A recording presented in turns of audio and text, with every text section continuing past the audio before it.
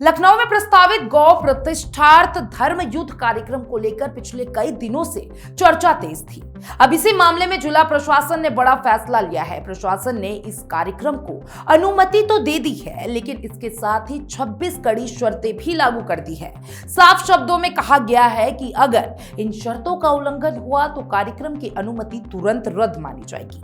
यह कार्यक्रम शंकराचार्य स्वामी अवमुक्तेश्वरानंद के नेतृत्व में आयोजित किया जाना प्रस्तावित है। कार्यक्रम का नाम गौ प्रतिष्ठार्थ धर्म युद्ध रखा गया है, जिसे लेकर प्रशासन ने पहले ही सुरक्षा और कानून व्यवस्था के मद्देनजर विस्तृत समीक्षा की थी। इसके बाद तय किया गया है कि कार्यक्रम को अनुमति दी जा सकती है, लेकिन सख्त नियमों के साथ। लखनऊ जिला प्रशासन ने आदेश जारी करते हुए स्पष्ट किया है कि कार्यक्रम के दौरान किसी भी धर्म, जाति या भाषा के खिलाफ भड़काऊ या विवादित बयान नहीं दिया जाएगा।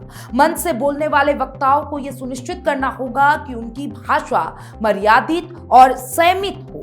किसी भी धार्मिक या राजनीतिक व्यक्ति के खिलाफ असंसदीय या फिर अपमानजनक शब्दों का प्रयोग पूरी तरीके से प्रतिबंधित रहेगा।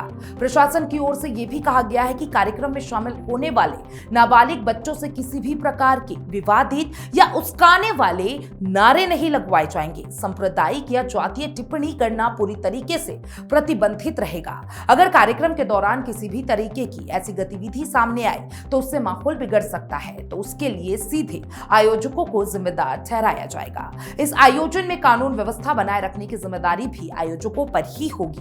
प्रशासन ने साफ किया है कि कार्यक्रम के दौरान तैनात किए जाने वाले पुलिस बल और अन्य सुरक्षा इंतजामों का खर्चा भी आयोजकों को ही वहन करना होगा। अगर किसी तरीके की अप्रिय घटना होती है तो नियमों का उल्लंघन होता है तो आयोजकों के खिलाफ कानूनी कार्रवाई भी की जा सकती है।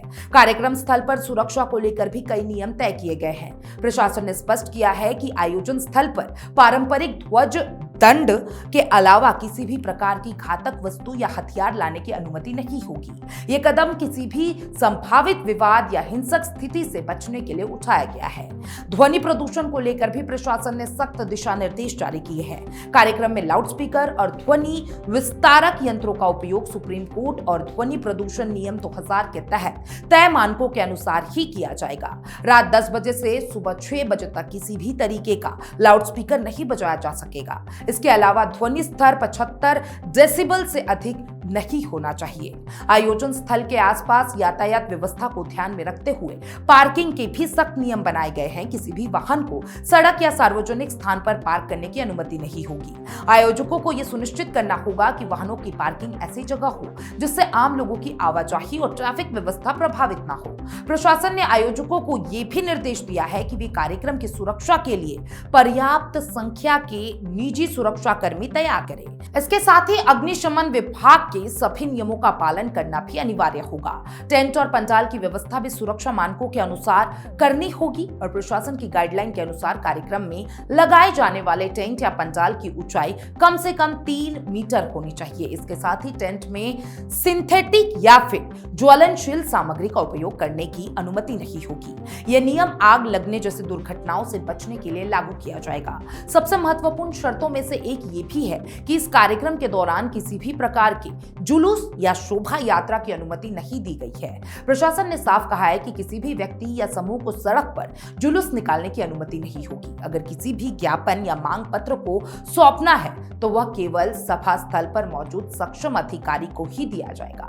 प्रशासन ने यह भी कहा है कि कार्यक्रम के दौरान कोविड-19 से संबंधित सभी दिशा निर्देश का पालन करना होगा। हालांकि महामारी का खतरा पहले की तुलना में कम है, लेकिन भीड़ भाड़ वाले कार्यक्रम में सावधानी बरतना जरूरी माना गया है। इन शर्तों को लागू करने का मकसद यही है कि कार्यक्रम शांतिपूर्ण तरीके से संपन्न हो और शहर की कानून व्यवस्था पर कोई असर न पड़े। प्रशासन का कहना है कि अगर इन शर्तों में से किसी भी एक का उल्लंघन होता है तो दी गई अनुमति स्वतः निरस्त मानी जाएगी और कार्यक्रम तुरंत रोक दिया जाएगा। लखनऊ प्रशासन के इस फैसले को कानून व्यवस्था बनाए रखने की दिशा में एक संतुलित कदम माना जा रहा है और एक और जहां धार्मिक कार्यक्रम की अनुमति नहीं दी गई, वहीं दूसरी ओर शांति और सामाजिक सद्भाव बनाए रखने के लिए सख्त नियम भी लागू किए गए हैं। अब की नजर इस बात पर है कि कार्यक्रम के दौरान इन शर्तों का पालन किस तरीके से किया जाता है और ये आयोजन कितनी शांति और अनुशासन के साथ संपन्न होता है।